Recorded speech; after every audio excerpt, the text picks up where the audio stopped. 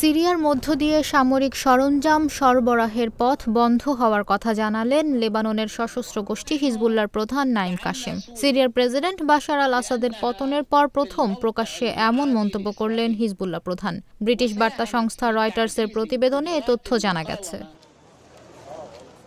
আসাদ সরকারের পতনের পর গত শনিবার প্রথম জনগণের উদ্দেশ্যে টেলিভিশনে ভাষণ দেন নাঈম কাশেম। তিনি বলেন, সিরিয়ার মধ্য দিয়ে আমাদের সামরিক সরঞ্জাম সরবরাহের পথ বন্ধ হয়ে গেছে। এখন এই অবস্থার সঙ্গে মানিয়ে নিতে হবে।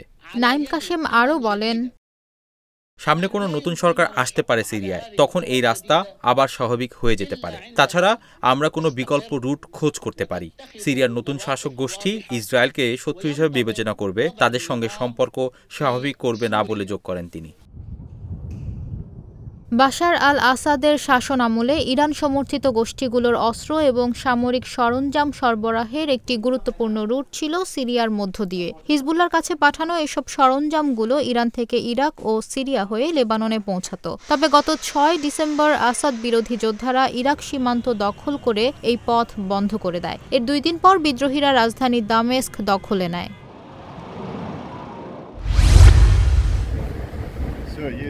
রাশিয়ার রাজধানী মস্কোতে বোমা বিস্ফোরণে দেশটির পারমাণবিক সুরক্ষা বাহিনীর প্রধান লেফটেন্যান্ট জেনারেল ইগোর কিরিলভ নিহত হয়েছেন।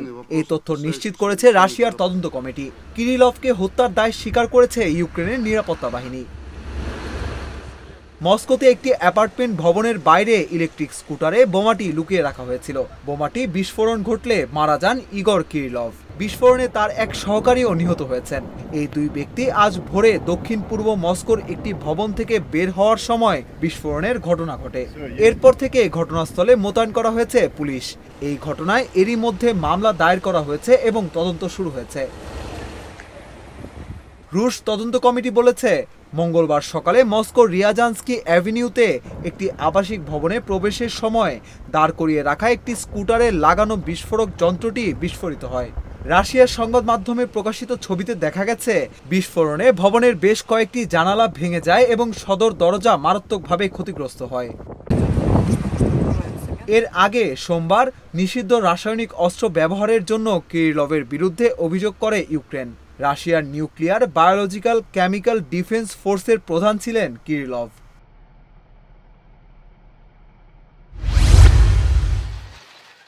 সিরিয়ার অধিকৃত গোলান মালভূমিতে জনসংখ্যা দ্বিগুণ করতে চায় ইসরায়েল। এ উদ্দেশ্যে একটি বৃহৎ পরিকল্পনা হাতে নিয়েছে দেশটি। কাতার ভিত্তিক সংবাদ মাধ্যম আল জাজিরা জানিয়েছে, গোলান মালভূমিতে জনসংখ্যা দ্বিগুণ করতে $10 লাখ পরিকল্পনা বাস্তবায়ন করবে ইসরায়েল। প্রধানমন্ত্রী বেনিয়ামিন নেতানিয়াহুর কার্যালয় থেকে দেওয়া এক বিবৃতিতে এ তথ্য জানানো হয়েছে। বিবৃতিতে বলা হয়েছে, সিরিয়ায় নতুন ফ্রন্টের মোকাবিলায় এই প্রকল্প অনুমোদন করেছে ইসরায়েল সরকার। এ সময় ইসরায়েলকে শক্তিশালী করা খুবই জরুরি।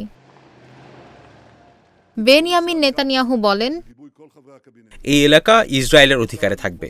সেখানে মানুষ আরও বাড়ানো হবে এবং তারা সেখানে বসবাস করবেন। আল জাজিরার প্রতিবেদনে বলা হয়েছে, গোলান মালভূমিতে এখন 50,000 মানুষ বাস করে। তাদের মধ্যে অর্ধেকই ইসরায়েলি ইহুদি। গত সপ্তাহে সিরিয়ায় বাশার আল আসাদ সরকারের পতনের পর সিরিয়ার বাফার জোনে নিজেদের সেনা সংখ্যা বাড়িয়েছে ইসরায়েল। 1967 সালে সিরিয়ার গোলান মালভূমি দখল করে নেয় ইসরায়েল। 1981 সালে সেটি ইসরায়েলের সঙ্গে একীভূত করা হয়, কিন্তু আন্তর্জাতিক আইনে গোলান মালভূমি এখনও সিরিয়ার অঞ্চল হিসেবেই দেখানো হয়। রাজনৈতিকভাবে অনেকটা কোণঠাসা হয়ে পড়েছেন কানাডার প্রধানমন্ত্রী জাস্টিন ট্রুডো। সাম্প্রতিক বিভিন্ন জরিপে ট্রুডোর প্রতি জনসমর্থন কমেছে, নিজ দলেও বেড়েছে তার বিরোধিতা। এর মধ্যে অর্থমন্ত্রী ক্রিস্টিয়া ফ্রিল্যান্ডের পদত্যাগের ঘোষণা ট্রুডোর জন্য বড় ধাক্কা বলে মনে করা হচ্ছে। ব্রিটিশ সংবাদ মাধ্যম বিবিসি জানায়, জাস্টিন ট্রুডোর জনসমর্থন হ্রাস ও দলীয় মতবিরোধের মাঝে আর্থিক ঘাটতি দেখা দিয়েছে কানাডায়। এমন পরিস্থিতিতে গতকাল সোমবার আকস্মিক অর্থমন্ত্রীর পদ ছেড়ে দেওয়ার ঘোষণা দেন ক্রিস্টিয়া ফ্রিল্যান্ড। অবশ্য এর কিছুক্ষণের মধ্যেই নিজের ঘনিষ্ঠ ডোমিনিক লে ব্ল্যাঙ্ককে এই পদে বসান ট্রুডো। কানাডার বাজেট ঘাটতি আনুমানিক ৬২ বিলিয়ন কানাডিয়ান ডলার, আগের অনুমানের থেকে যা ২২ বিলিয়ন ডলার বেশি। ফলে নতুন অর্থমন্ত্রী ডোমিনিকের দায়িত্ব বেশ চ্যালেঞ্জের হতে চলেছে বলা যায়। অর্থমন্ত্রী ক্রিস্টিয়া ফ্রিল্যান্ড সোমবার তার পদ থেকে পদত্যাগ করেন। যুক্তরাষ্ট্রের নবনির্বাচিত প্রেসিডেন্ট ডোনাল্ড ট্রাম্পের শুল্ক আরোপের হুমকির জবাবে কিভাবে প্রতিক্রিয়া জানানো হবে সে বিষয়ে প্রধানমন্ত্রী জাস্টিন ট্রুডোর সঙ্গে মতবিরোধ দেখা দেয় ক্রিস্টিয়ার। এদিকে ৯ বছর ক্ষমতায় থাকার পর প্রধানমন্ত্রী ট্রুডো পদত্যাগের ক্রমবর্ধমান আহ্বানের মুখোমুখি হয়েছেন। ফ্রিল্যান্ডের পদত্যাগের পর কয়েকজন লিবারেল এমপি প্রকাশ্যে ট্রুডোকে পদত্যাগ করার আহ্বান জানিয়েছেন। এছাড়া জনমত জরিপ অনুসারে তিনি যখন প্রথম নির্বাচিত হন তখন লিবারেল এই নেতার জনপ্রিয়তার হার ৬৩% থাকলেও চলতি বছরের জুনে তা ২৮% নেমে গেছে।